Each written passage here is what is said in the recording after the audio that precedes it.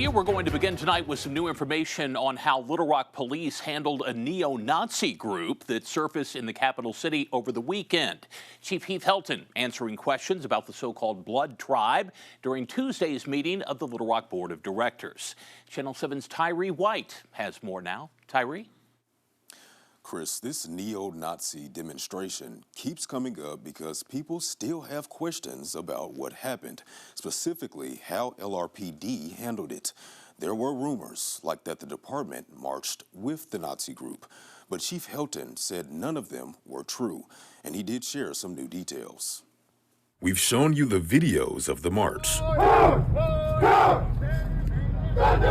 We've shown you the dash cam footage. All right, so what we got to do is we got to get everybody in the back a ride, because they can't ride in the back of the U-Haul. Now, we're hearing directly from Little Rock Police Chief Heath Helton about what happened when 22 members of the neo-Nazi Blood Tribe group marched through Little Rock and the moment they were pulled over on Interstate 40. I wanted the chief to come here tonight and talk specifically about what we did with regard to our actions as it relates to this hate group, these cowards, these racists that came to our city.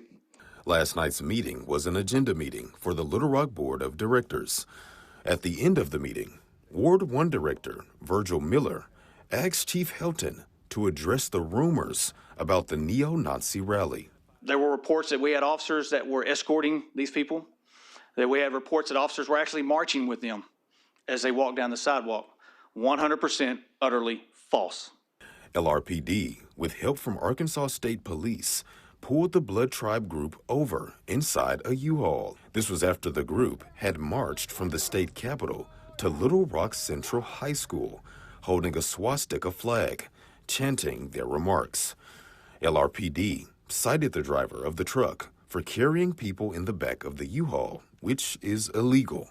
But what we now know is LRPD identified each of the members except for one.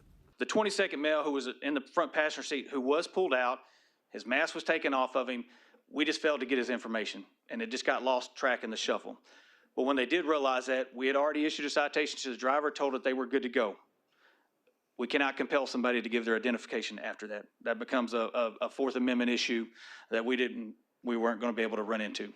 In LRPD's first press release on the rally, they did release the driver's name, Zachary Platter from Indiana. We don't know the names of any of the other 21 members. After the stop, the Blood Tribe was then taken to the Springer Boulevard exit and released. Chief Helton says all of the members who marched Saturday were from out of state, except one who just moved to Arkansas a month ago. On your side, I'm Tyree White.